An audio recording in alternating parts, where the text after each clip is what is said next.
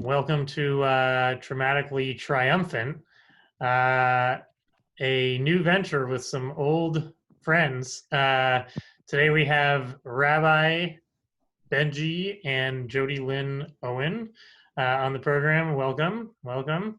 Thank you. Where are you guys currently located? We're currently in Memphis, Tennessee, at our home in East Memphis. This is a city, in Western Tennessee, right on the border between Arkansas, Mississippi, and we're in Tennessee. Nice. And so, Rabbi, if I'm not mistaken, you're born in Seattle or Seattle area.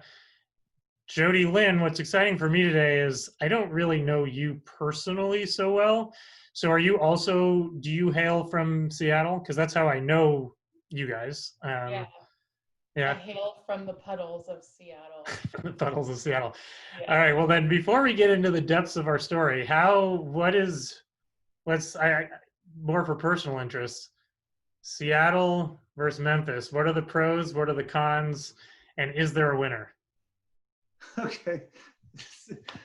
Seattle's always going to win, so that's not a fair question. But Seattle is both have wonderful people.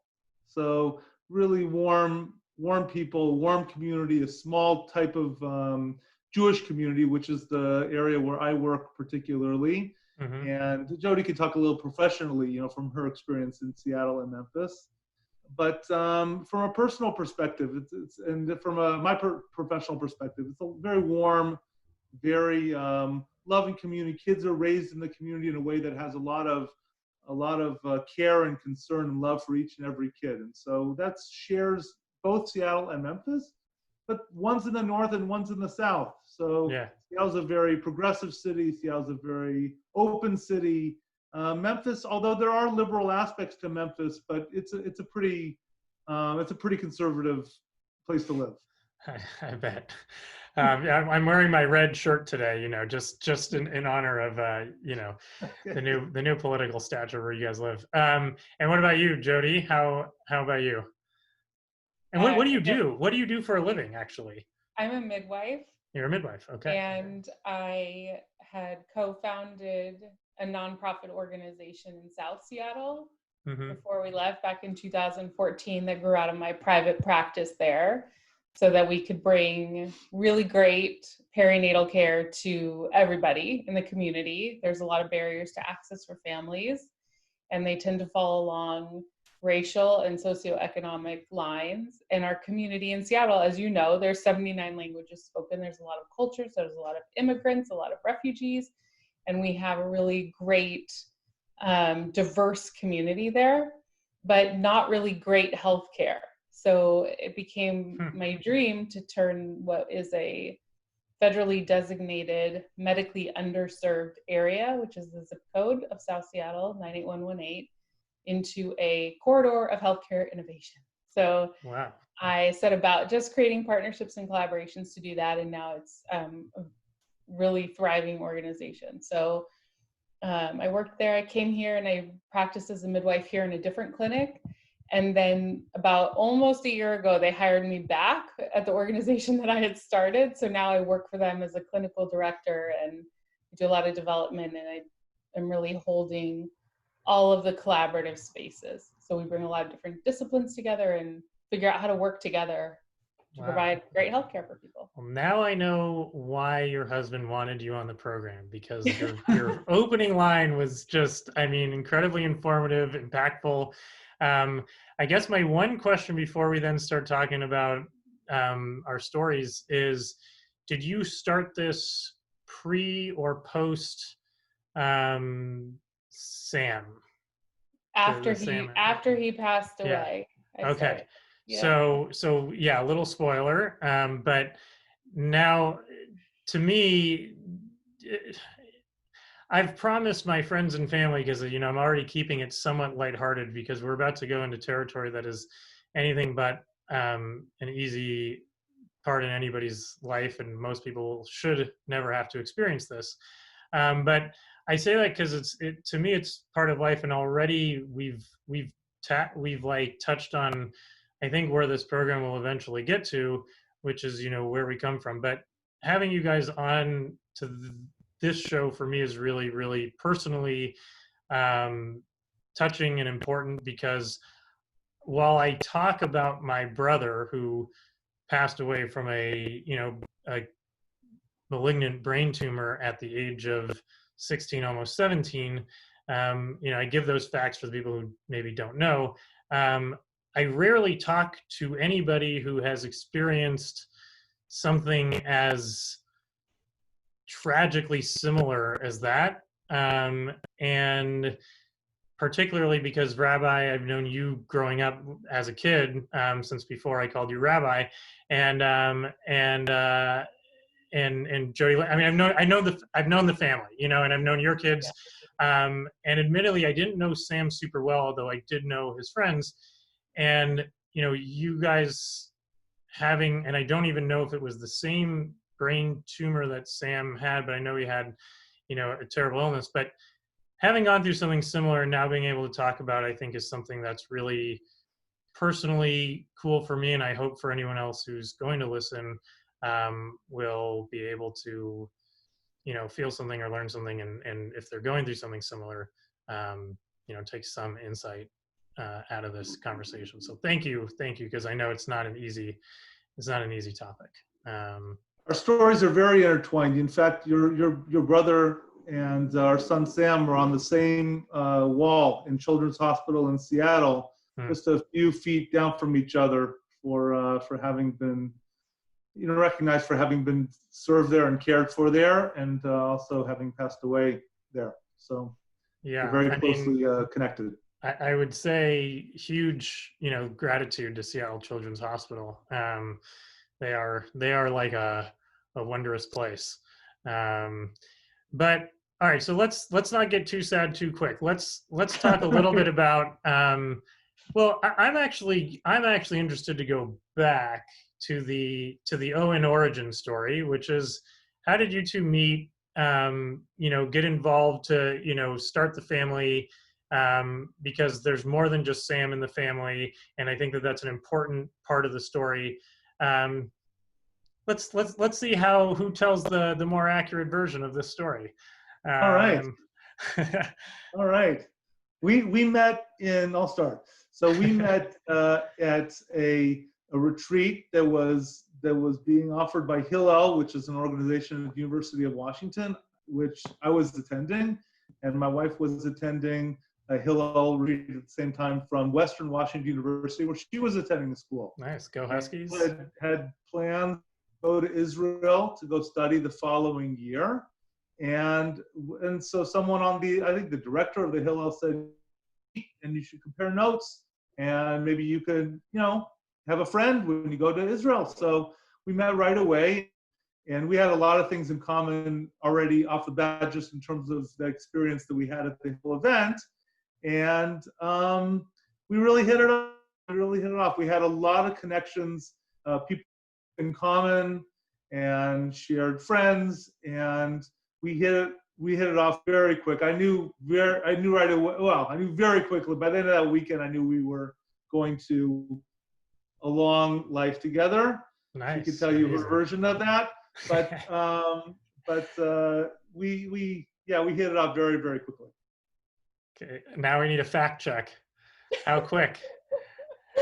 Pretty good. I would say that's pretty good. We had, I think one of the things that struck us both is how much we had in common. My best friend from birth, like our older brothers were friends, and we were just thrown together. And she was cousins with him. So like he had a lot of street cred from coming in with the family that we knew. We had a lot of shared events that we had been to, but we just didn't remember each other. And I think just that connection, and then feeling like we were both launching off to the other side of the world, and having somebody say, hey, you're going to want to know somebody when you get over there. And it was just really fun. We had a good weekend and never looked back. Nice. So we went to Israel, and we went there with an intent to be there for the year. And we lasted there, I don't know, 4 months, 5 months, something, maybe 6 months, something like that. We decided to get married. And we decided to come back to Seattle. How old were you at the time? So we were 20. We were 20 at the time. Oh, wow. I think Okay. by the time we got married, I think we were 21. One of us was 21. We'll just leave it So at that. pretty old. Pretty old. Yeah. Pretty Yes, old. Yeah. And did you both grow up like, Orthodox or traditional or? I think we both have a history of really diverse, like a lot of diversity in our families within the Jewish realm, and a lot of connections to sort of traditional Judaism. And my grandmother went to Talmud Torah with his grandfather, so we have that whole like Jewish Seattle paradigm where so you were just both aligned. families have so much going on. Yeah, we were just very aligned and interested in building a similar future, and Sephardic, so that's always a win. Yeah. Oh, yeah, that's true. Awesome. Well, okay. So then 20, when does Julia come on the scene? Julia comes on the scene. We made an adventurous foray into New York to try and make it on our own for a little bit, which of course we had the entire support of all of our family. So I don't know what that means, but we were young and we wanted an adventure, and we went to New York, and Julia was born there in 1994. And we didn't stay very long before we realized, we missed our home, Seattle. We missed our family. We wanted her to have grandparents. Came back when she was like 1.5. We were there 2 years. Yeah. Nice. Well, for your friends in Memphis who are maybe a little bit insulted by your comments earlier about Seattle winning, they should know that this seems to be the only place that you can last for more than either a few months or a year or two. So that's a good sign for Memphis, at least. It is a good sign. You gotta point that out for the Memphis people. Also you could say like Memphis is so similar to Seattle in that it's a small community with a couple of big families, everybody's cousins. And when we came here and people were like, how are you so comfortable? And we're like, we recognize this kind of, setting and this kind of family connections and community commitment. And it's really nice. Yeah. No, that is great. I knew a couple kids from Memphis and just people from Memphis, it's the South is a little bit different, but they tend to be pretty fun and nice. And also it sounds like it's the Seattle of the South a little bit, which is kind of, right. Well, true. Okay. So if we were next to each other, we would be friends. Like all of families would be friends with each other. It's just very like-minded. And all right, so now getting back to the family origin. So was the education component for you always your primary goal and objective, or did that sort of just happen? No, I don't think we would have gotten married if I would have said I would become a rabbi and a teacher. I don't think that would have. No. Okay, so what was your Elon Musk-esque vision that was going to keep you in a mansion in Mercer Island for the rest of your lives? That won Jodilyn over. What was that? What was the app? I was 20, so I was 20 at the time. So I don't know that was really I wasn't that forward thinking at the time. But I had a career in either something law. I was interested in law. I think that was driving me at the time. And then I started to dabble maybe in not dabble, but I started to be interested in medicine. In a career in medicine. So one of those are two very different areas, but I was in the middle of college at the time when we met. So I really was still evolving as to what I wanted to do. Right. But one of those areas was going to be it. It was going to be either law, which was going to be like a really heavily intellectual kind of pursuit and that, or it was going to be helping people in medicine. It's going to be one of those areas. Okay. And Jodilyn, have you been kind of on the same track throughout? No. Oh. Not at all. Zero. Oh. I always loved and leaned towards and had lots of exposure towards like social justice in our family. But I think I had looked at like political science, didn't know what that would mean as a career. We were young, we were telling everybody, no, we'll just grow up together. We had no idea what that would mean, but it's an evolution. You are growing as a person all the time. I don't think I'm done yet. I don't think he's done yet. And, and I really wanted to have a family. I wanted to be able to be home with my children when they were small. And that was a lot of my focus. And then I have a natural interest and aptitude for business. So along the way, we would start little businesses to help keep the family afloat, but nothing that felt like a career until my sister-in-law asked me to come to her birth and boss my older brother around. And as a younger sibling, being invited to be the boss of your older sibling, I could not turn that down. Like, I loved her and I wanted to support her, but I really wanted to boss him around. And it wasn't until I got a little bit serious about like, what might that actually mean to support somebody in that space? And that was my first experience with birth, that I wasn't the birthing person. And it lit me up. I was just really excited about a career in that field. Wow. So, okay, I just out of curiosity, you mentioned that you started some small businesses. What was the most surprising that ended up working out, and what was maybe the worst idea that you either had and tried or didn't try? Because so I always find those interesting. We started We Schlep It, which was a dry cleaning company where we would pick up we would drive around neighborhoods, pick up a dry cleaning, we would leave a tag, we'd go deliver to this company that we had made a contract with, and we'd pick it up 2 days later and deliver it. We were really, it was a way for the kids to be in the car and entertained with Rafi and other music on to entertain them after school, and for us to make a little money with tips and the margin. And we sold that business. We actually sold that business, I don't know, a year later, a year and a half later. Right before the recession. We sold it immediately. It was when, like, there was a company at the time called My Lackey. And, you know, like. Late 90s. You could order things online and they would go pick them. Like, you could give them their grocery list and they would go pick it up. They would do errands for you. So it was that whole. The whole pre-internet, like the internet was boop, boop, boop, boop, boop. And then it was pre-Amazon Fresh, pre-delivery, pre-DoorDash, pre-all of that. So no, I mean, sounds we're ahead of our time. Yeah, We Schlep It. Yeah. That is the schlock rock of the Instacart services. There you go. It's and pretty today, great. Lily, to this day, if you put Jeffrey Owen, who was a baby at the time, he was a little toddler at the time.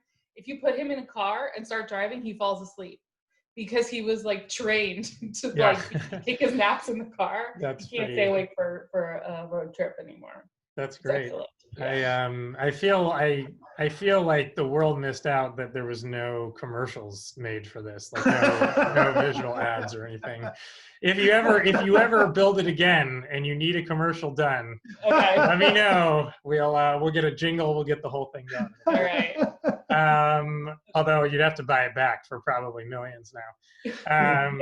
Okay, so all right, so we have Julia, then Sam. So how old are you? Or I guess how old were you? How many years after you were married? I missed that. How many years? Oh, Julia was born like a couple years after we were married. Okay. Yeah. And then 18 months. And then she and Sam are 22 months apart. 22 months apart. Okay, and then Jeffrey and Sam to Jeffrey is 3 years. Sam to Jeffrey is 3 years. Okay. And we had 3 under 5. Okay, you had 3 under 5. All right. And from the outsider, knowing them, I mean, Julia, they all like sports, right? All of them. They were all really into sports, which was pretty common for sure kids in Seward Park growing up. I don't know, it was something in the air because anytime we would go to like these Shabbatones anywhere else, we could always hold our own against those kids, even who looked fancier and had nicer shoes and whatnot. We always could keep it together. And I mean, Julia, I just remember having a basketball with her all the time. All the time. It's in every school photo. Yeah. Every year she's holding the basketball in every photo. Which is pretty funny because then Sam, what I remember of him, he was also extremely into sports. Yeah. But what I remember, and I don't know if you guys, well, actually, I don't want to tell that part of the story yet, but he seemed like he was into sports, but maybe just because he was like the social glue of everyone, you know, yeah. Like he didn't seem like he liked to play, and he liked to be with other people. Right. He was like completely driven by whatever interactions were happening. And I think that in sports, a lot of relational interactions happen, and I think he really thrived off of that. Yeah, because meaning I say that to, it seemed like he was fine on the court, but Julia and definitely Jeffrey had like this killer instinct about basketball. You know, Julia wanted to compete, also like wouldn't be afraid of boys or guys, or you know, like she had like this toughness, and Jeffrey like had, you know, this driven. Sam, again, what I remember is smiling, hanging out on the court, you know, still playing, kind of like if you remember, like Rashard Lewis almost, you know. he's just chill. He's chill on the court, chill. You know, he's not like, he's not and yelling. He was very encouraging to other people, and he was the only one in the family that could run. So he liked like cross country, and he was the only kid. Oh, really? Okay. And okay, so all right, so that's interesting. So he liked to run, and then what, like, because I only really started to know him better because I don't remember him like going to Colorina, I guess is probably why I didn't know him as well as some of the other kids. A little bit was older, but not and I knew his friend, like I knew Sassoon and Levy a little bit more. And so what, growing up, like, you know, before he starts getting sick, of the three kids, he's the middle, you know, he's the middle child. How does he, like, we already started describing, he's not the killer instinct athlete, he's the guy who likes that. Give me a picture of each of them, because to me, like, it's an important part of the family dynamic is kind of knowing each kid, and obviously the way they see themselves versus the way you see, you know, is different, but you know, a little brief bullet points, I think are. I think I think he tried to bring out in each of the others, in his siblings, I think he tried to bring out something in each of them. So he would, you know, they hung out a lot as a group, and Julie was the oldest and Jeffrey was the youngest, but he kind of orchestrated that, and he would bring things out in Julie, or bring either by, you know, pestering her or pestering Jeffrey. Yeah, he's a middle kid, so but a middle kid in a good way. Like he would try to orchestrate both of them together, and they really weren't very connected. Julia and Jeffrey were older and younger, 5 years apart, girl, boy. Although there was that athletic, it's true, but that, you know, at that time that wasn't really a driving force. So he would kind of orchestrate them, and we have videos of them dancing and him, you know, kind of leading the group, and he would make jokes at the expense of either one of them, or trying to keep things going with either one. So he was very much that in terms of the family dynamic. He was kind of a strong behind the scenes a little bit and orchestrating. Yeah. And he was intensely empathetic, but he was not afraid to like use that against his siblings. Like he would know, like he, you know, I mean, siblings are siblings, and you can get at each other in a totally different way, but you can also support each other. And you know, there's lots of times where he and Jeffrey, for a while, all three of them shared a room. And then when they got older, he and Jeffrey shared a room, and I would hear them talking, and he would be giving Jeffrey advice for like playground management advice and playground survival advice, or like how to manage it with a certain teacher. Very, very kind. And their relationship after babyhood, like when Jeffrey was a baby, I think Julia just had him in that capacity, and as soon as he started to have more opinions, then it shifted, and she got older and started looking outwards for her friends. And I think that Sam held the space between them. We saw that when he passed away, what happened in that vacuum was very dramatic, and he was just super connected with both of them, but he also was the sort of binder of that threesome. Because it's interesting, you know, I'm the youngest of what was 4, so Ari was one of the middle children, and he definitely had the ability to orchestrate and also infuriate, you know, depending on his methods that in that moment. So I totally get that. And so as far as his friends go, what was he,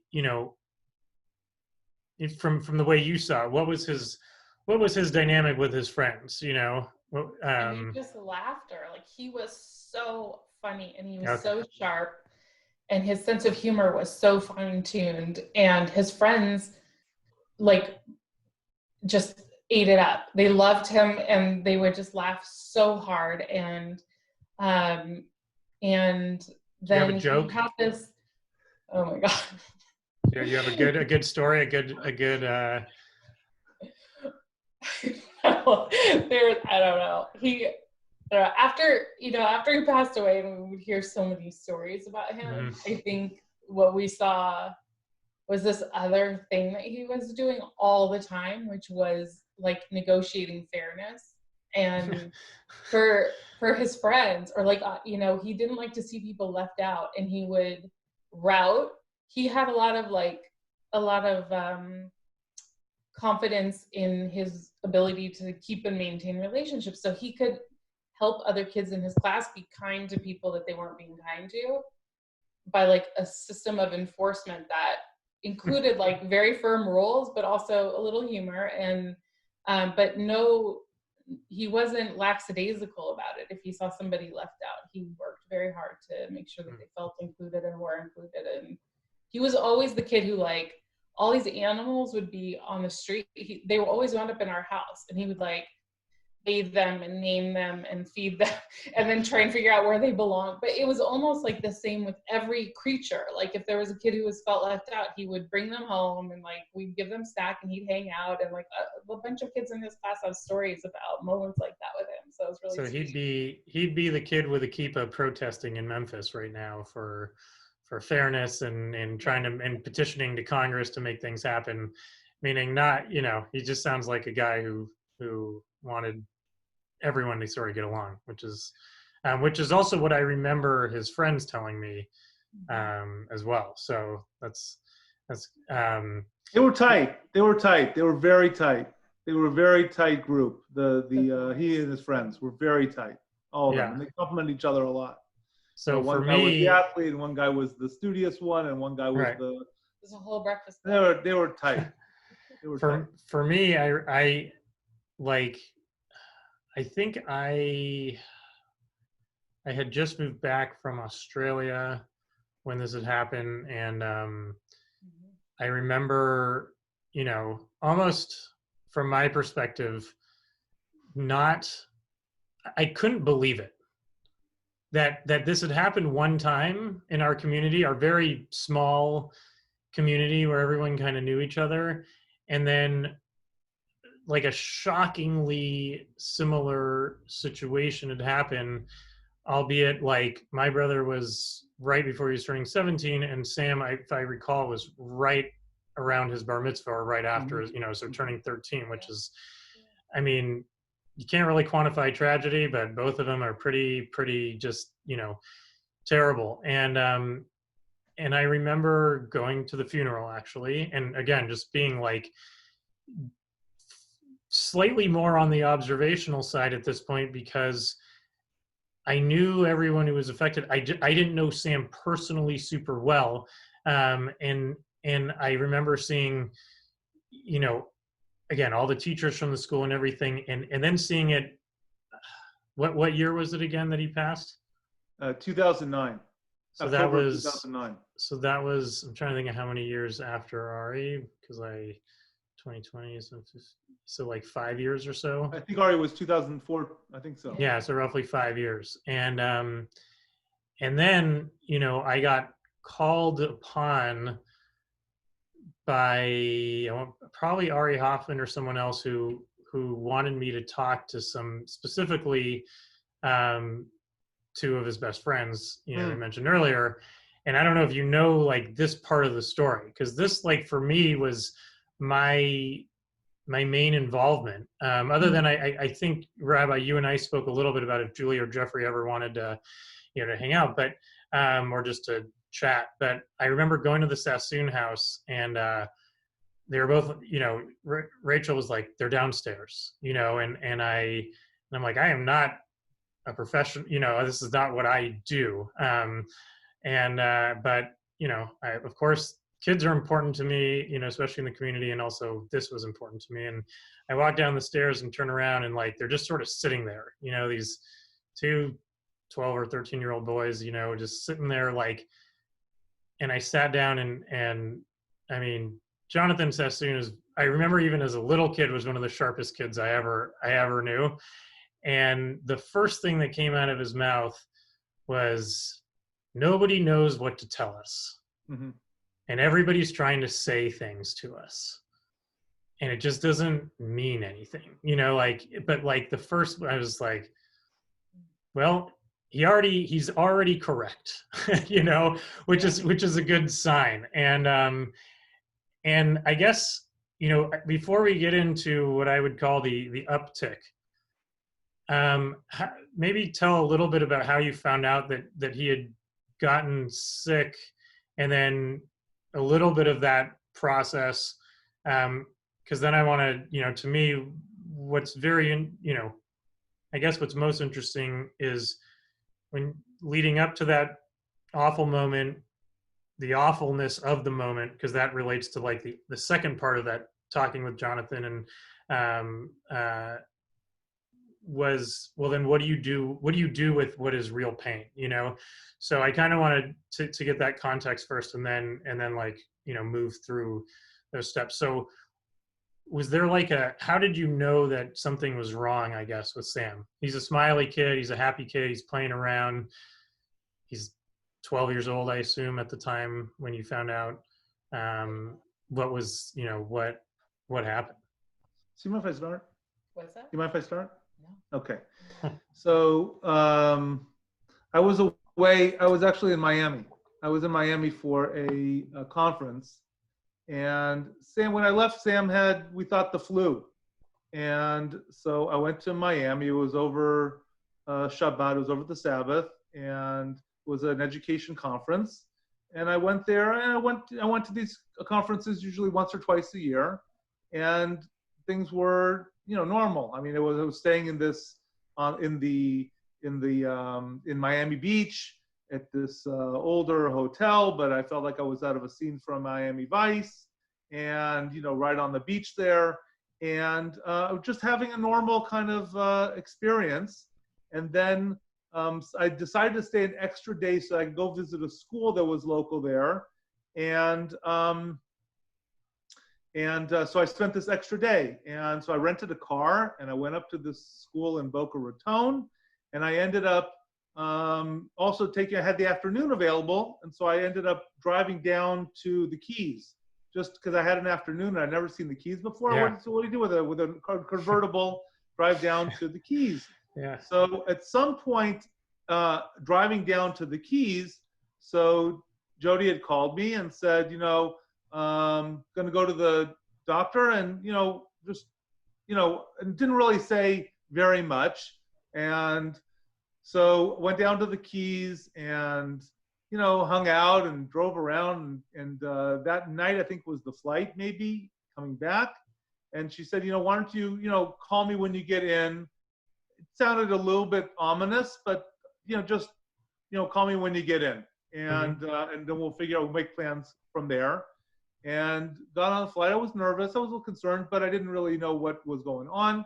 Right. And so got back to Seattle, and then came directly to Children's Hospital.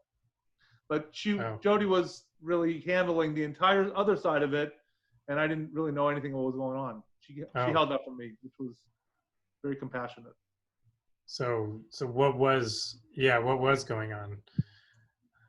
He had the flu. We thought it was the flu. So like he had the flu. Mm-hmm.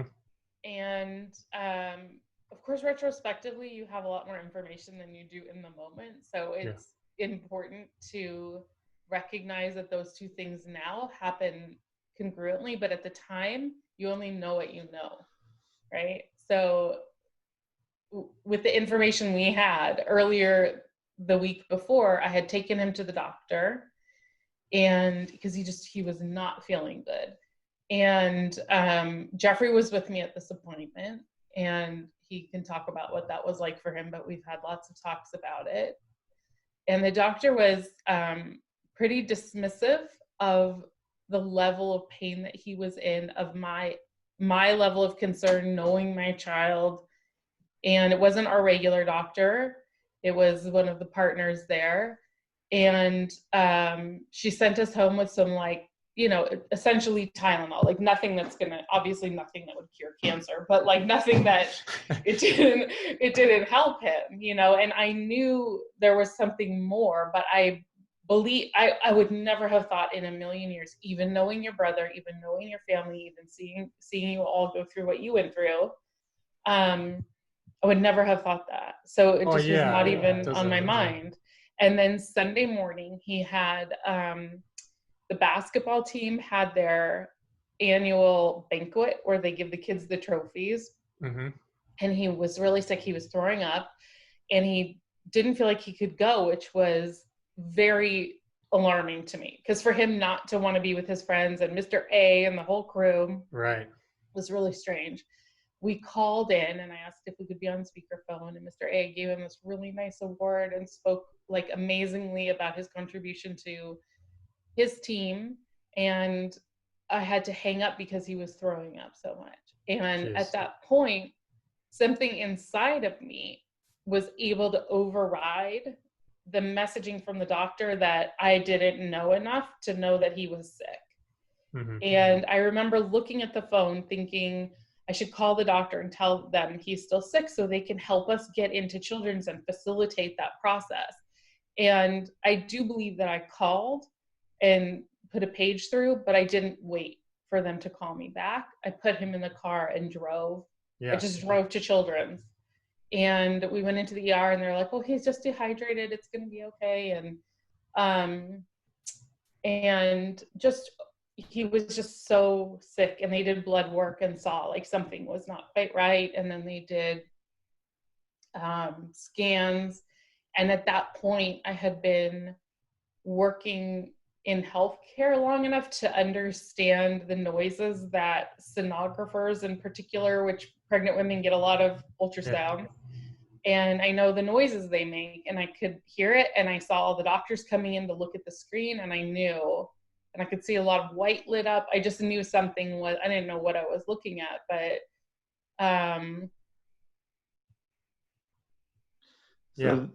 it was cancer. So they took me, they had this poor woman who, she was a new, I don't know what year she was a resident, and I was the first parent. They were letting her tell that your child has cancer. And she was as terrified of the approach. I mean, we were able to talk later because she was around the hospital. So we were able to talk about what that moment was like for her. But I could tell she was terrified and that she hadn't done this. And it's, you know, it was like fire. I don't know.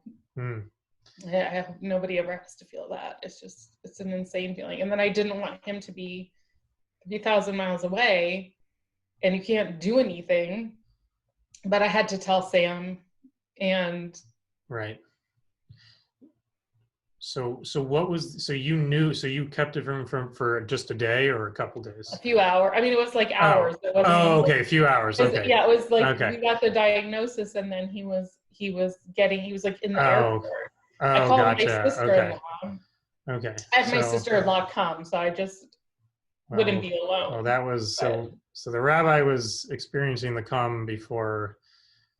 The keys before the cancer. Yeah, exactly. The keys before the cancer. Right.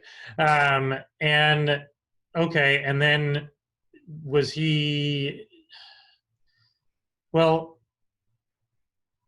so you both find out what's the, I guess, what's your first thought or feeling? You said fire, which is, you know, pretty.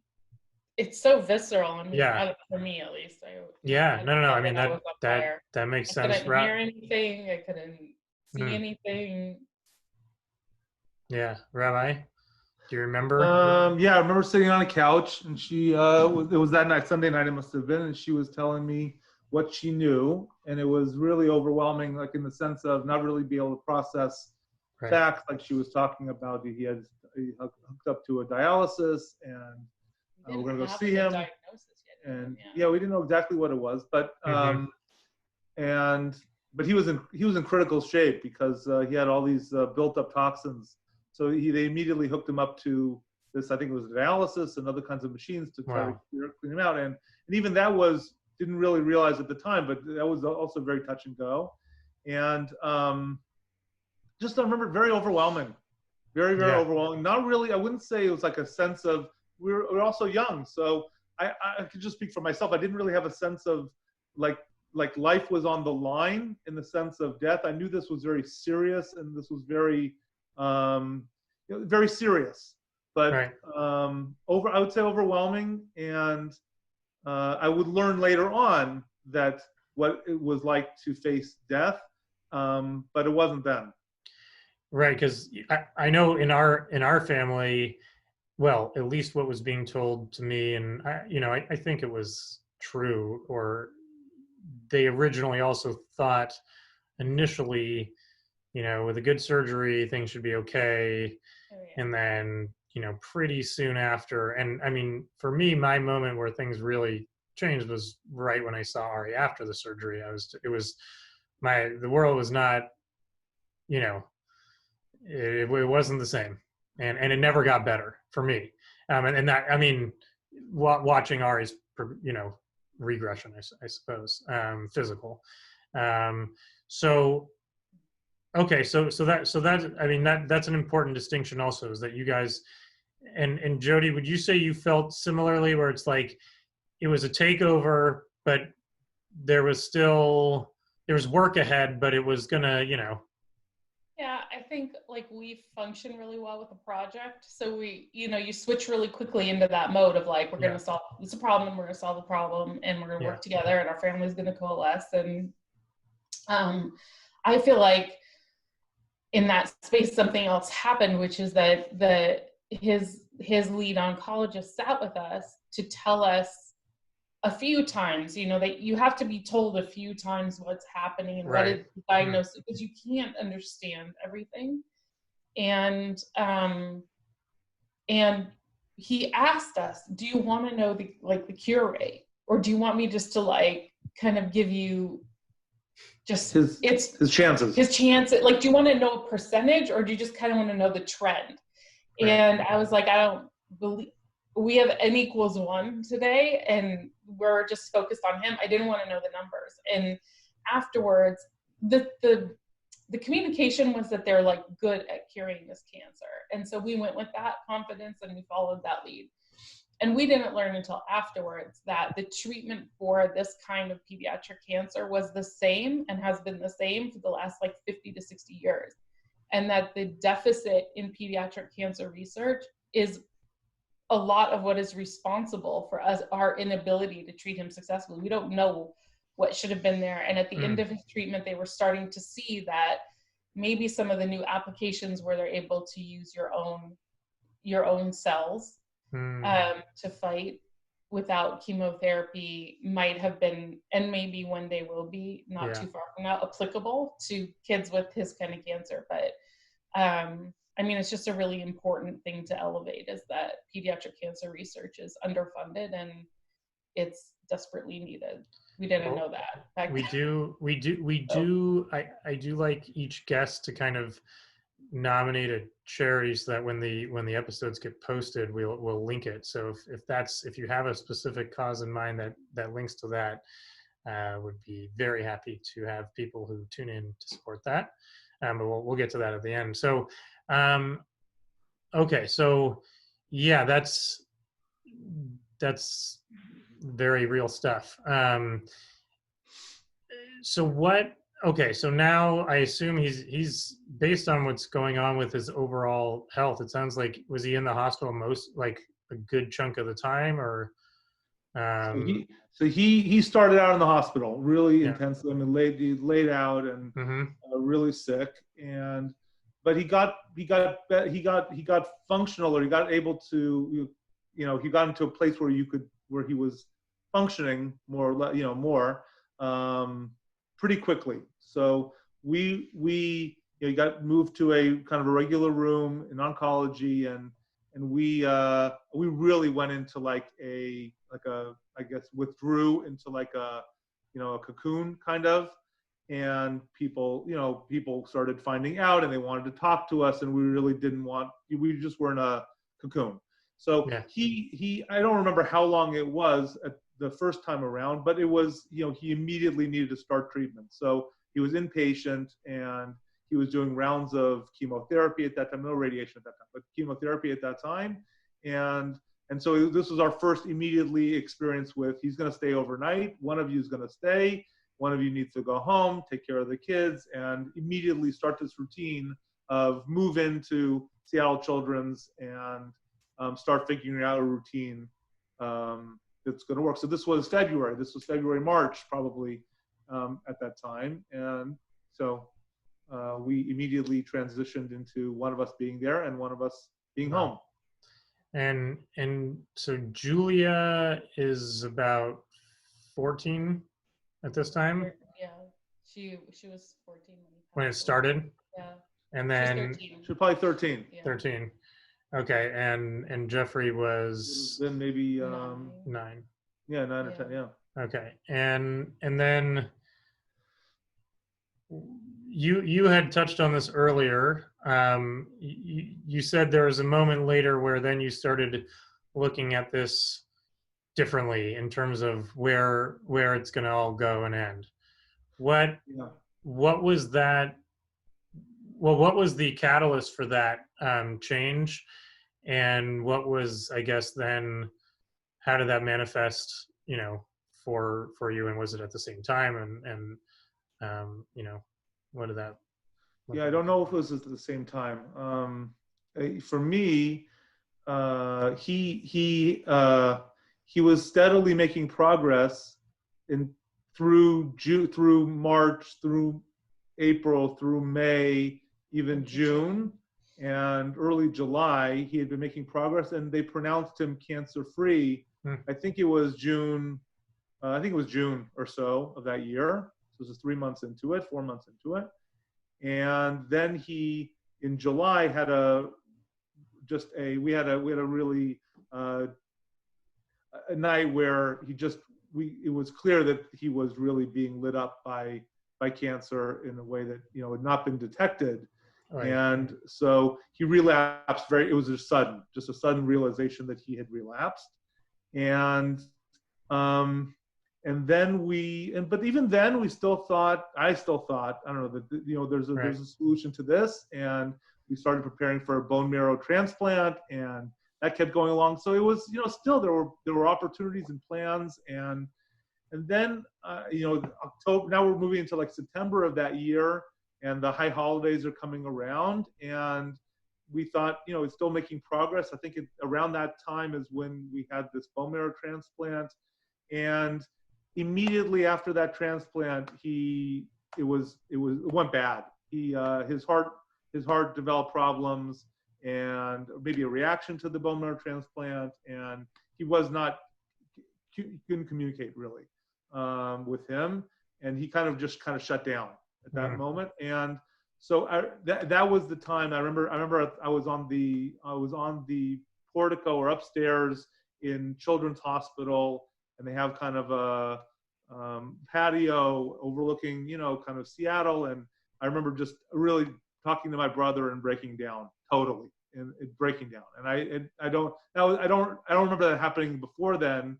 Right. And I do remember that very, very well. And it was a moment where I remember thinking that this is critical. This is critical in a way that I didn't really understand before then. Yeah. Oof. Oh yeah, I know that moment for me, but Jody, was there? Well, it sounds like it was different for you, obviously. Well, yeah, I mean, I think everybody has their own experience of the experience, and then you have things that are together, and you have your own internal walk. I think that part of the shift was in his interactiveness with his environment. Mm-hmm. And like even when we were in the first time and he just started to feel better, he became immediately interested in how to like engage people in a bizarre way. So like you know, playing pranks on doctors, and there was these clowns that would come around, and he's like, he hated the clowns. He's like, those clowns. So he just like they would take him off, and he's like, get me up, I gotta do something. And he took the toilet paper out of his bathroom, took it to the office where the clowns was. He waited, the clown left to go see kids, and he went in and TP'd the clown's entire office. And just like turned around and walked out like a boss. Like he was just like, he was always he definitely had a swagger walk, Sam. Yes, he did. A bit of a waddle, a bit of a swagger, a bit of a, it was a little bit of everything, but I certainly remember that. That's so he had a lot of that. He was friends with a lot of the kids that you get like assigned roommates. And so you meet kids of all different ages, and you have all these different experiences with the nurses who become your favorite nurses, and just that, like, just the people in there become a different kind of community for you. Yeah. And when you're not feeling well, you don't have access to that part of you that wants to engage socially. So I think over all the 8 months where he was sick, we would see him come in and out of that. And then like the lady, he would charm everybody. Like he had the entire Husky team showed up because one of their coaches came by like as a nice thing to see him, and he brought him a football from Jake Walker. Wow. And that's his name. Mm-hmm. And then he just was completely moved by Sam and showed up the next day with the whole team, and they made t-shirts with him and Jeffrey and hung out, and the football team from UW. And just there was so much fun in that space and so much interaction. And then the lady from Make-A-Wish called me, and she said, listen, we had a kid who can't show up to throw out the first pitch. Is that something Sam could do? And I looked at Sam. He's lying on the bed. He had his first ever NG tube because he was unable to even eat. He couldn't pick himself up. And I just looked at him and I was like, he will not be happy with me if I tell her the truth. So I was like, yeah, he's great. We'll be there. What day, how many, and I hung up with her. I was like, okay, Sam, we really, I need you. We got work to do. And this was for a Mariners game? Mariners, For the Mariners. Wow. And he popped up and he started walking with his walker around the hallway to get strong, because they had a requirement that you couldn't be wheeled from the locker room to there's some part of the field you can't have a wheelchair on. So you had to be able to walk first. He was like in training. He was a goal setter every day. He would wake up and put 3 goals on the board for the day. That's cool. And I think that shift was like internally, that was so hard to see when he wasn't well, that wasn't a part of our day, or He'll appreciate his humor. So he wore, he was bald, totally bald, yellow. I mean, just sick. And he shows up there. Rick Riz is there, to greet him. And we got this shirt for him made for the occasion. Which he planned. It said, I thought tonight was Buhner Buzzcut night. He wore this shirt, to the thing. And the fact that he even could reference that at his age, is already, he shows his fandom to the Mariners. Yeah. No, it's amazing. That's hilarious. Jay Buhner on the phone, puts Jay Buhner on the phone with Sam, and they got to talk on the phone. Oh, that's cool. Yeah. That's really cool. Wow. I mean, those are great stories. So it's interesting because, one or two things came up that also like were just bizarre similarities for me. Ari was pretty much sick for about 9 months. He had his surgery it was Christmas weekend because I went, so similar to you, Rabbi, I was in LA for the Shabbaton for regional because my parents were like, look, you'll come back after the surgery and, he'll be here, you'll be here, and you might as well enjoy this time. Of course, he's at the hospital And first Desmond Mason, Abby Brockman arranged it so that Desmond Mason showed up at the house, 2 days before the surgery. And then because it was the holiday weekend, the Sonics came to the hospital, and then Desmond already knew him. So it was like basically the Jake Locker thing. And then also 9 months versus 8 months. And it seemed like things started to then get dark around the high holidays and the holidays in the fall. So too many weird similarities not to at least note. I know for me. What else did you get? Like, I was curious, like who told you that your brother had cancer? Oh, yeah. Let me see if I can remember that, honestly. I can remember. So I was a freshman in high school. Ari was a sophomore, even though we were about 2 years apart because we moved from Alaska. They cut off dates, whatever. He thought ECEC was a different school instead of preschool. That's a Seattle reference for those who don't know. Anyway, so I know that he was like, my parents noticed, and he noticed that he was like tripping up on the basketball court. He wasn't feeling great. He went to do like a cognitive test or like a muscle control test. And, for his coordination to be off was very, like, something was really wrong.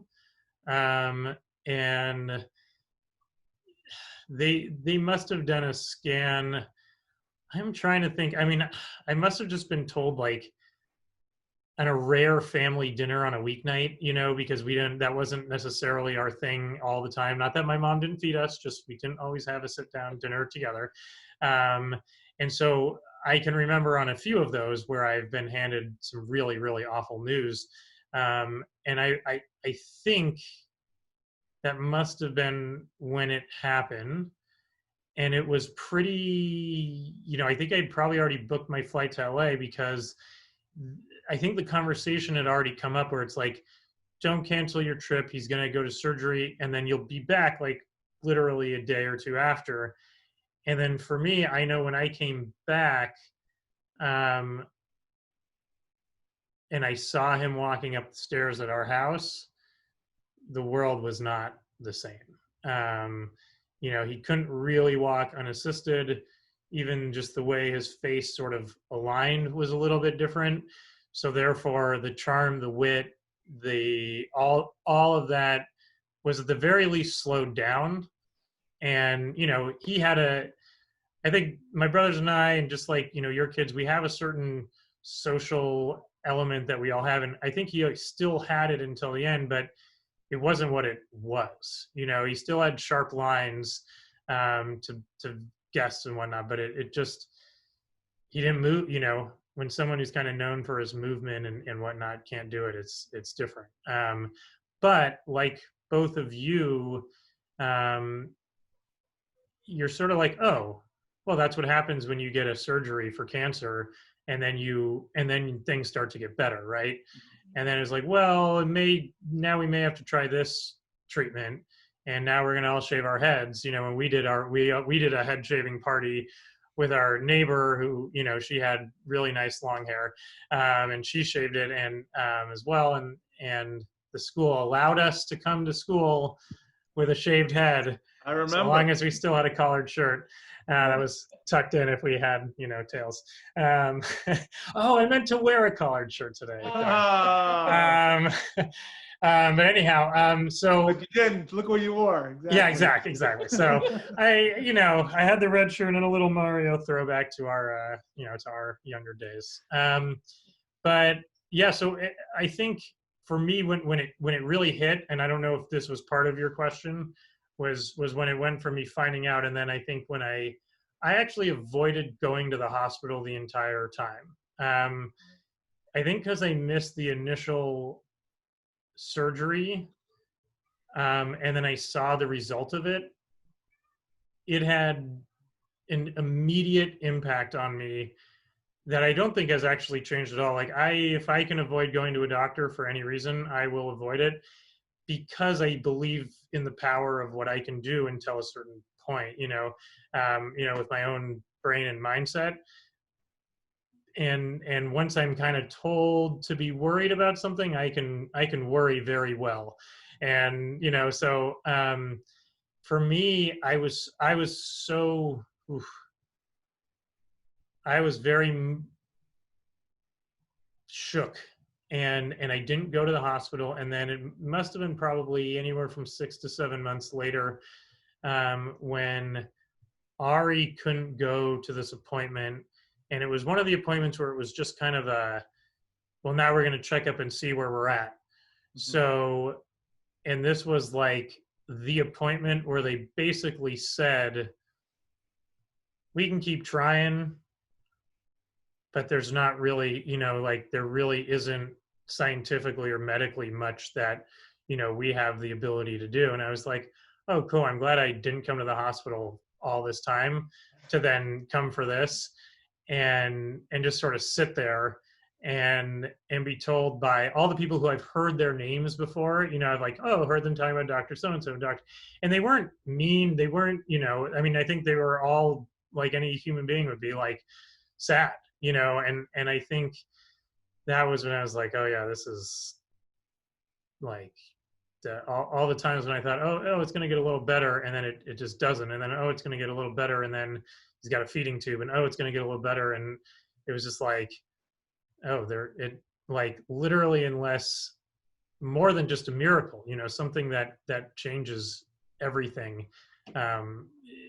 or a superb miracle, would be required at that point. And then interestingly, I would say even in the last day when he was essentially in a coma at home, you kind of go to bed thinking, well, I'll wake up and he'll be there, and what sort of probably started even why I'm doing this podcast now is, for me, what really started to transform things was when I wrote about it and then published, an article about it, mainly because I had to work the timeline of those events so many times by concentrating on the words and formulating it.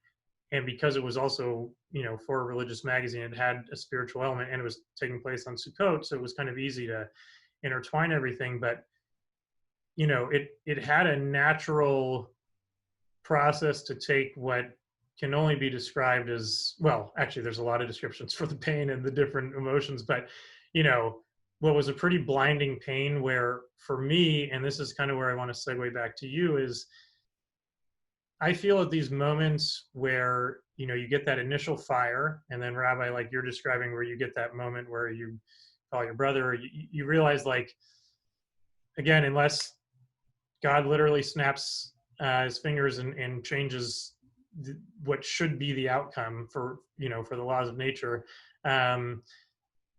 you're looking at something that is both the most natural thing and the most unnatural way. And for me, I had moments where it was, well, what am I going to do with this pain? What am I going to do with this? It is undeniable. It's, it's like, it's more hurtful, and nobody can understand me kind of in this moment. There's a moment where I think you at least have a moment where you think about, well, I could end it. I could end the pain really fast. But for me, that never really was an option that I considered for very long, because it didn't make sense based on why I was even feeling sad. So I was feeling sad because of Ari, who brought life, to then decide that this pain should then be channeled and then destroyed because I can't handle it, would kind of go against everything that is what made my relationship with Ari and Ari's relationship with others, so important. So I guess if you could, each take it where it's like, kind of walk me through again, maybe where that moment of, oh, this is it. I've got these decisions to make, and I know you each had kids to think about as well, which obviously, makes a big impact. But I am interested in that moment of, like, the wall that you never thought you'd have to hit, you crash right into, and then how do you start picking yourself up, or make those decisions or be in the mindset?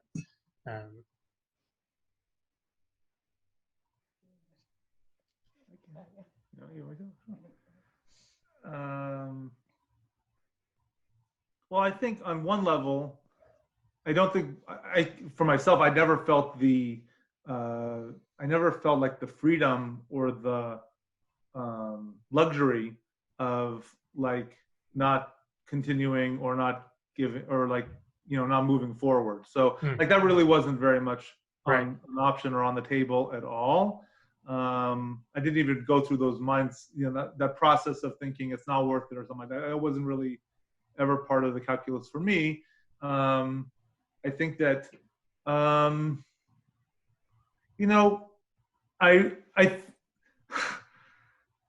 I think that my big wrestling was between maybe like my rational brain and my maybe overwhelming emotions and overwhelming feelings. And so like I'm a pretty optimistic person generally, but there were times when he was really, last few days of him, and I know exactly the feeling you're saying, you described before, of him being there, and I was there, and he was, just out of it for 23 and a half hours of the day, and maybe he'd sit up and smile and, for a half hour, and we'd talk for a second, kind of.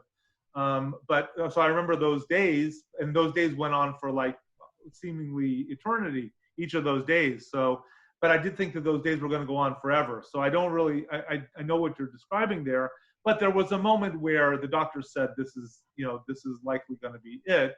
And struggling with, well, okay, we should tell him, and we should just start saying that he's going to die. And then being snapped back from that. Like, there's no reason at this moment why we need to say he's going to die. He's not dead yet. And so that's, or, another example was we were, which I don't, haven't really told the story much, but we were encouraged to use an amulet, that maybe use an amulet that would somehow help him. And, the process of us thinking that, we're really not going to use an amulet. That's not something that we subscribe to. So again, there's a rational brain and an emotional, kind of brain. And that continued on into him after him passing away. That I think, there was his funeral. I remember being very emotional, and him being being buried, very emotional, and kind of recovering from that into more, again, I just say kind of rational. And I don't say rational in the sense of like uber rational. I just mean to say my mind was kicked in, and my brain was kicked in, and I could have dominion over my environment, as opposed to my environment having dominion over me. That's a better way to describe it. Yeah. And so being able to cope with my situation, but very quickly I felt I got to get back. 7 days, 8 days. I got to get back to work. I got to start earning a living again. I got to start working again. That's very important. That lasted for a long time though, until I really thought there was some sort of equanimity in my life. I remember going on these binges of like sitting at the dining room table, learning areas, and like just kind of really going off into weird spaces in my head. And I'm not being very descriptive, but it took a long time. It took a long time for me to get off of these kind of. I would go on these binge hikes, just go off, into the wilderness, and really have control over my life was a long time. And would you describe those, were they helpful, or were they distractions, or were they, you know what I mean? Like, it seems like the intention was you were telling yourself that was helpful. I'm just curious, were you delaying your like, because you said, you wanted to go from 7 days back to work, do this. It's like, because one thing that I'm sort of uncovering with a lot of the stories is, and what I find amazing about the process of mourning that we have is, with Shiva is, we're definitely forced to do a little bit of processing. The first week is critical. I think there is a little bit more to do when the person who passes is, sick and young. or murdered in young, or taken suddenly or unnaturally quantitatively.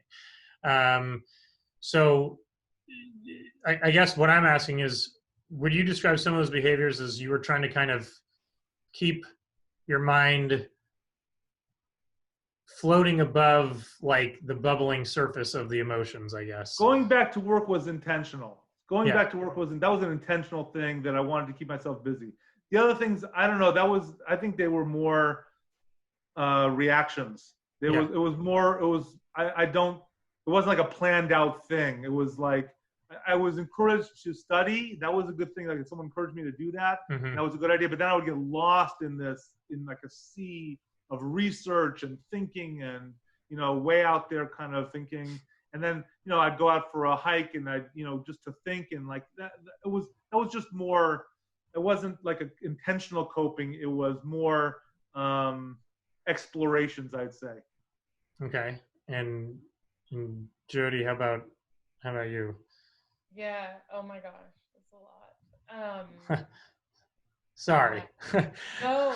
I mean, no, it's a lot to remember all those little pieces because every day is very, very long, and then the years are gone. But I always say it could be 10 seconds ago, 10 minutes ago, or 10,000 years ago. I don't know even when he passed in my mind. I can't even comprehend when he passed away because it was just now, and then it was another lifetime. So I think that suspension of time started when we turned the last corner, and even the doctor was chasing me. Like, they want to bring you in the conference room to give you all the bad news, and I started to refuse to go into the conference rooms. And the last time I was in a conference room, they were sitting around the table talking about hope, and it just ticked me off. And I was like, you're just throwing a word at me so that you can keep me calm, and you don't have to explain to me why you can't do your job. That was my response to that moment of like, and then I never wanted to go in again. And so when the neurologist, this is a really weird story, but the neurologist came in the hallway, took me into the hallway, and I wouldn't go any further with him. And then, and I wanted to ask him more questions, and he was talking to me at a long talk out there about this new thing because the cancer had come back through his central nervous system and was in his brain at that point in time, which it hadn't been before. And then after that, I remember thinking, everybody talks about this, like, the time that you found out that your family member was dying, and it seemed like the narrative seems like there's no time between, oh, it was so fast, it was 2 weeks later. Every minute felt very eternal to me. And that was where time stopped making sense to me in my whole life, which is, wow. I still feel very suspended. And the after we moved to Memphis, actually one night I was having a nightmare, and I was like, I won't say his name, but I was like, I woke up and I was like, Dr. So-and-so's talking to me again. And I was like, I haven't thought of him in years. Why is he talking to me? And we'd fallen asleep with the TV on, and he was on TV talking about traumatic brain injuries to football players. Oh, wow. And I was like, he's there. His voice is just somewhere in, all his voices and all those spaces. And there was it was very, it seemed. And then when he passed away, that day was, I don't know, it's very, very hard, obviously, but also just, it's so surreal. I don't really understand who was there and who wasn't there. And then leaving, which I've spoken with the doctors about this since, leaving there was like a third trauma because that had become our home. Yeah. Those were our people. Right. We woke up in the morning, that's who we hung out with. And all day, all night, they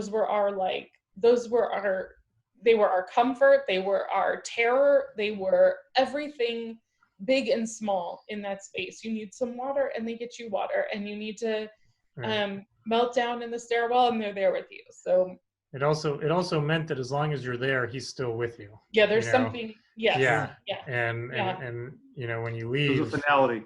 Yeah, it was a really, really difficult separation, and the drive home from the hospital was incredibly painful. I felt so sick; my head hurt so bad. And oh God. And then I don't remember when this happened. I certainly remember your parents coming and talking to us. Yep. Quietly, it was private. It was a private moment. Yeah. For some reason, everyone likes my parents, but I never see them do anything in public. Yeah. It was Everyone talks about it, but I've never seen them do anything public. It was a real kindness. And then, I remember that looking at, there was a time when we knew that he was going to pass away when we were in the hospital, and I started to think, how do I help Julia and Jeffrey through the grief of a sibling? Like, what does that even mean? I can't even understand what it means to lose a child, but to lose a sibling, to me, it seemed even somehow more heinous. And I went to the library at the Children's Hospital and just looked up for, looked in there, is there any books about grief for adolescents and for 10-year-olds? And there was. And I read it cover to cover, and I was like, well, this book says that the 14-year-old is not going to grieve for a whole year, that they have this exquisite form of denial that they can hold themselves in. And so all of the stages of grief that everyone else goes through, they don't participate in it, but you will see it almost precisely at year 1. And the 10-year-old will grieve along the normal stages of grief. And I was like, no. Our religious practice is going to force the 14-year-old through a grief process. And I remember turning and looking at them and just thinking, we could lose 5 people today. We could lose the other children, we could lose ourselves, or we could do whatever work it is that we have to do until it is done, and we all have maybe a chance at a life. And then that became my first goal, was is there some way to do this just good enough that I just was imagining the kids. I'm like, I just hope they're not in therapy when they're in their 30s because of this. I hope everybody gets to go to therapy when they need to, but I didn't want them there not sorting through something. And then, you know what, the book was completely right. Jeffrey grieved right with us. And at 366 days, Julia understood what happened, and in a different way. And then the thing that I've seen that is you've probably lived through this, that at every stage of their life, they grieve differently for the loss that they had. They understand the loss differently, and it intensifies differently. And I anticipate that will be for their whole lives like that. And at everything. And so we've tried very hard to tell them over and over and over again, when you need to pull back so that you can retreat and work through, you always have space to do that. And that just became my focus in that space, was please don't let us all go. And I did start hiking also, but I only hike in the winter because I'm afraid of bears and snakes. And I hiked intentionally to try and be in nature, because it subdued me, and my scope of importance in the universe was clear to me. And I remember seeing a nursing log on a trail, and all things that pass. Nurse log. Yeah. Nurse log, sorry. That's my profession. Nursing log, yeah. Well, it kind of is, because it's nurturing something. I was like, no wonder. Yeah. No, I don't want to make fun of Jeffrey. I was going to say, no wonder Jeffrey is. No, man. No, leave him out of it. I'll leave him out of it. It's okay. He could take it. Yeah. But I just remember thinking, things that go, something rises up from that. Nature was very important to me, and being outside was very important part of healing.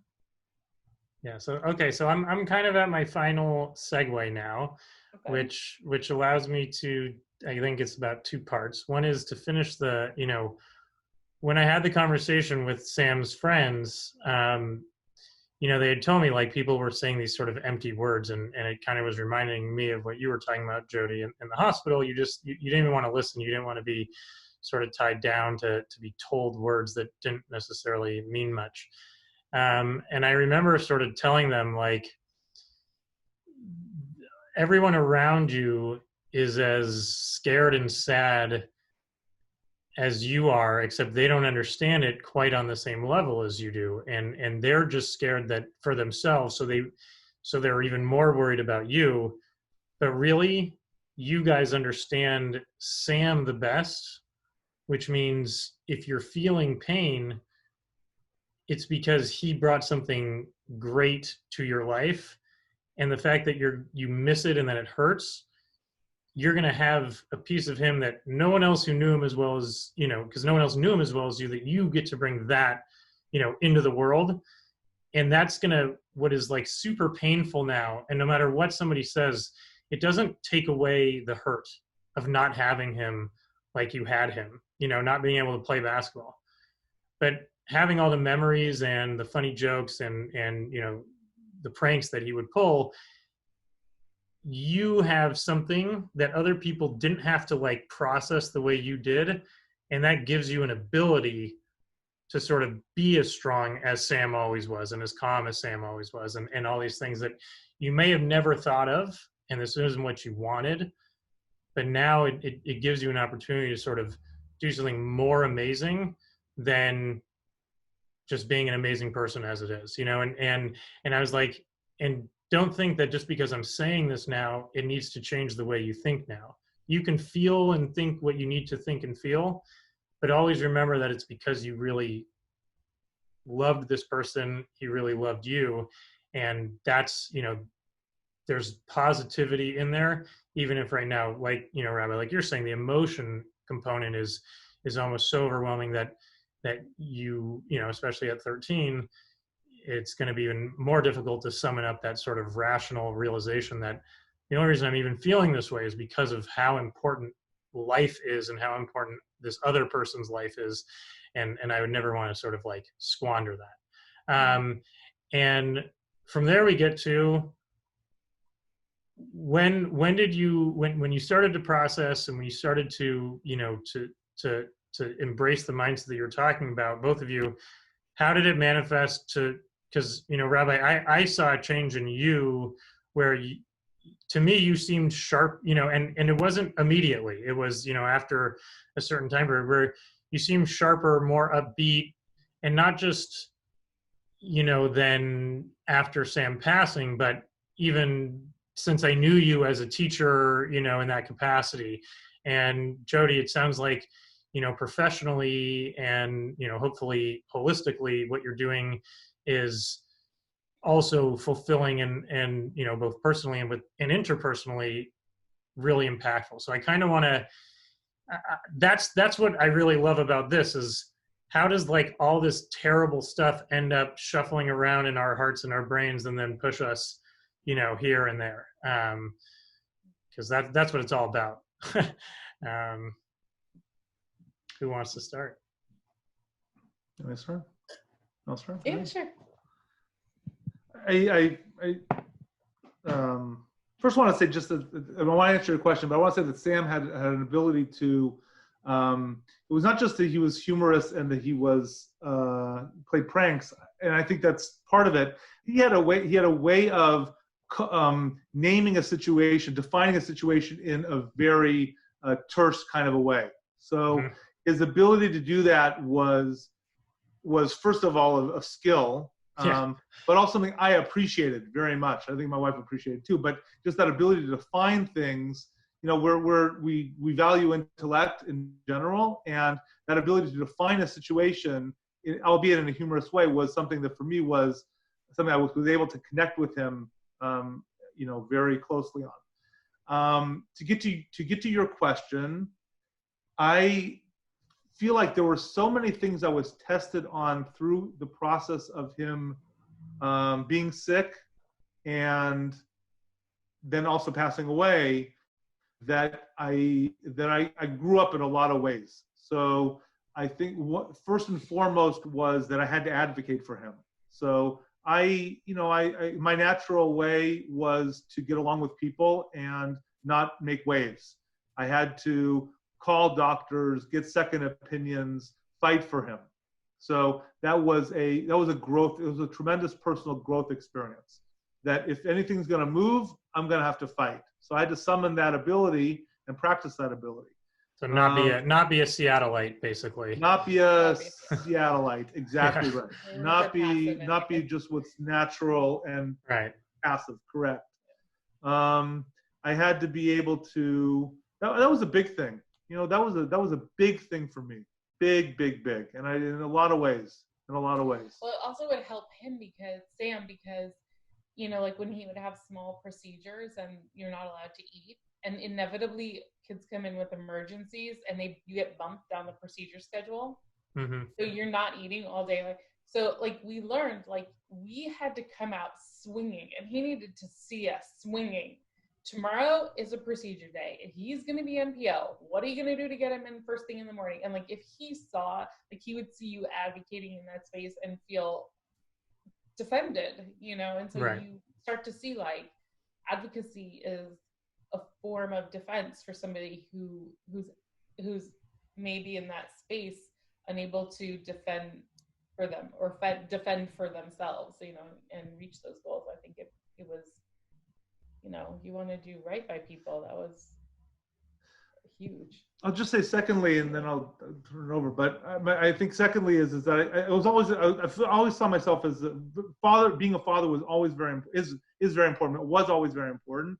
Being a parent was always important. But my style of parenting, I think, was more oriented towards being a really, really good big brother, as opposed to being, I don't know, not that I wasn't a father, not that I didn't discipline them, not that I did whatever, but that was the style.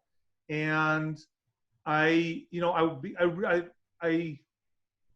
saw him passing as he was a part of me. And I think through him dying, I realized that he was his own person and I'm my own person. And I was losing someone who was other than me, but I also came to see myself as a father losing a child. And that affected, I think, also my ability to parent our Julie and Jeffrey. And so that was a big growth moment for me also as a person. You reminded me of part 2 of my segue that I forgot, which is great. And it came from, I don't know if you remember him, sounds almost the same as your name, Rabbi Open, when he lived.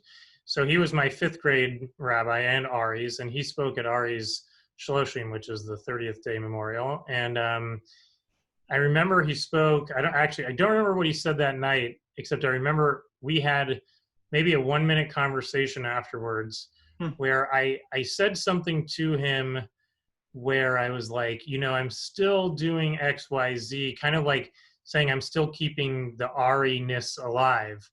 And he looked at me, and this was the only time I've ever had anybody ever tell me this in this way. And he goes, "You're not Ari, you're Zach. Be Zach."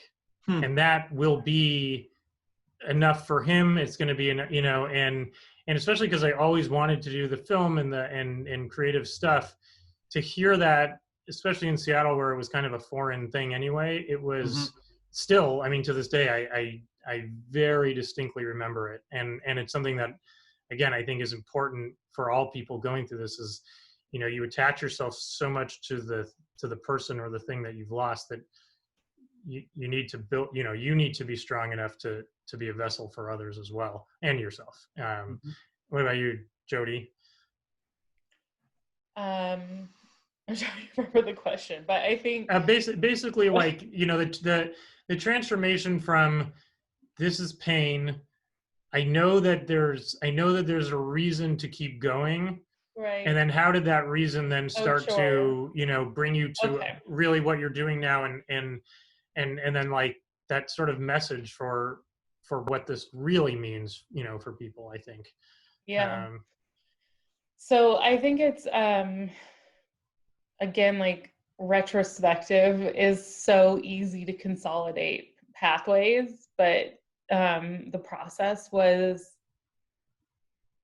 tedious. It was really hard work. And I remember just saying, this is exhausting. This grief, it's never, I still say it's never going to be gone for us. And what do you do with that? And Rabbi Owen spoke at we had Sam's bar mitzvah in the hospital, and Ezra.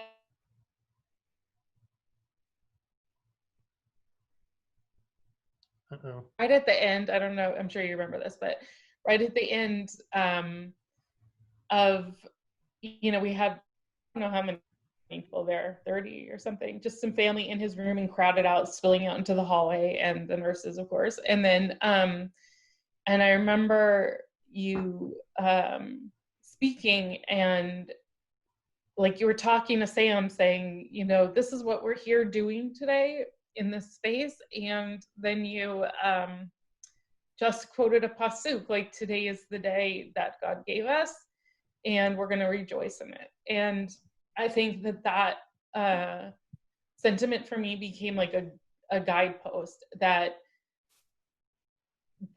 even not the rejoicing part, because there's a lot of days where you don't feel like rejoicing, but today is the day that you've been given. And I really would say, what am I going to do with the minutes? Like, these minutes are going to go past either way.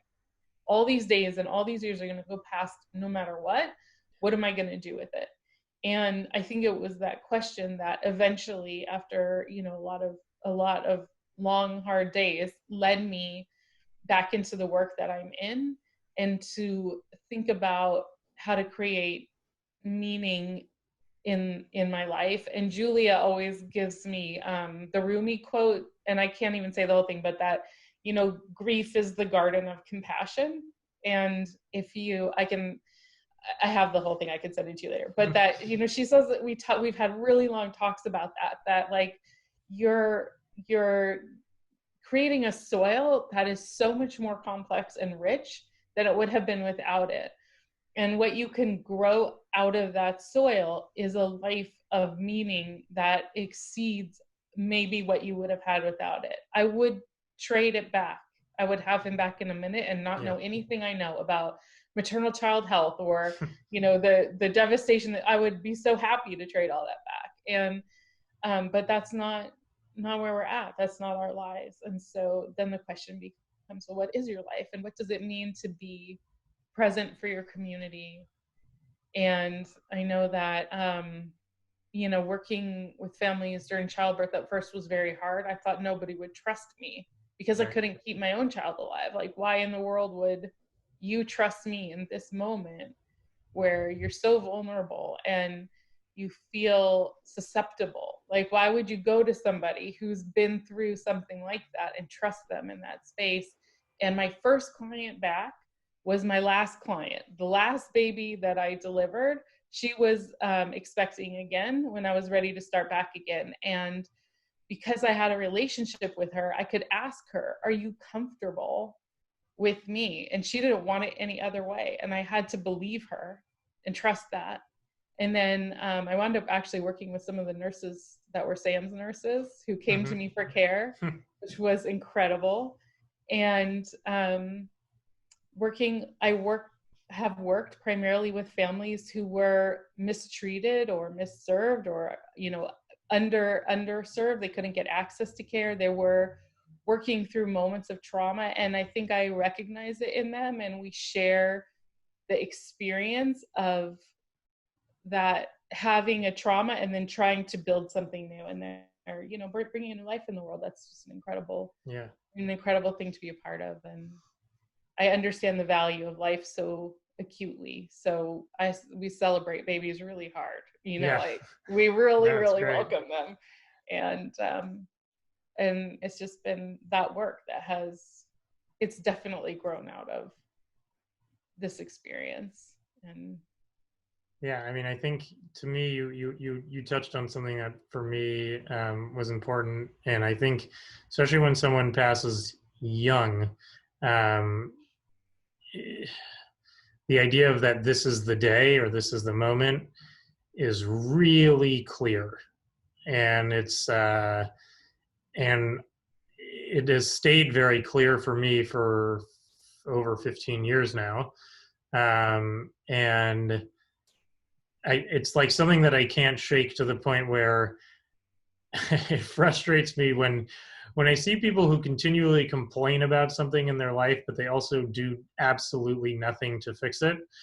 Because it's like, I do appreciate that things are hard, like I'm not like cold hearted, but it is so short, so that if this is such a bother, that this is the thing that you talk about every time I see you, and you're still not doing even one action to fix it, it gets frustrating, because I'm like, there are so many people who don't choose, the length of time that they get. And in that time they used every day or every minute, and they, and so it's like, that's all I ever want to see with, the people I'm around, the people I work with. And so, these stories and sharing these are just like awesome to me.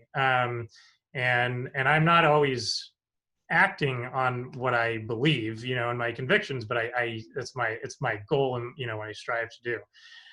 So with that, I guess if you have any, final thoughts, or if you want to name the charity of choice, which we will link down below, and or your new organization, so that if people are looking for any guidance, they can look you up.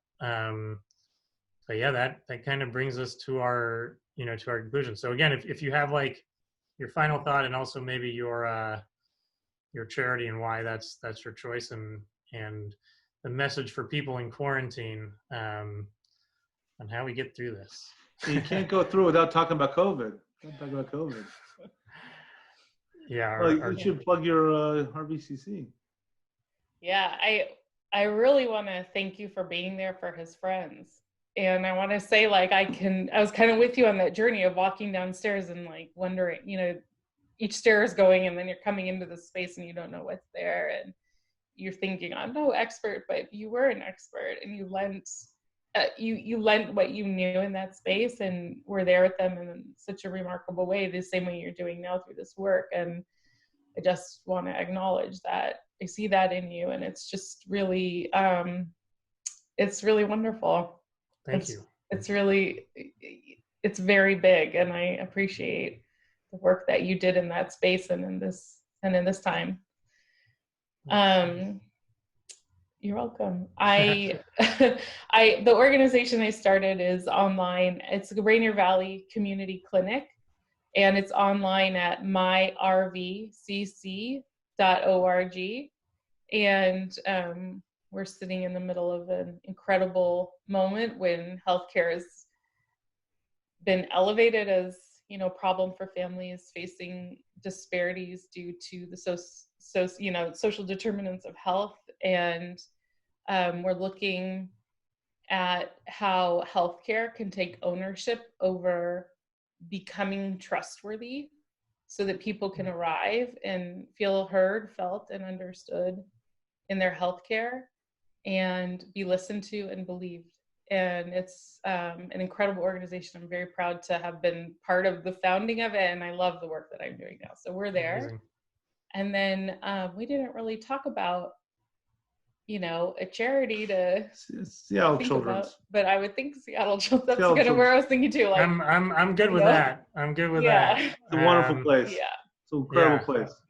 Yeah. I mean, truly life-changing, and amazing. All right. Well, thank you so much. That does it for this episode of Traumatically Triumphant with Rabbi Benjy and Jodilyn Owen.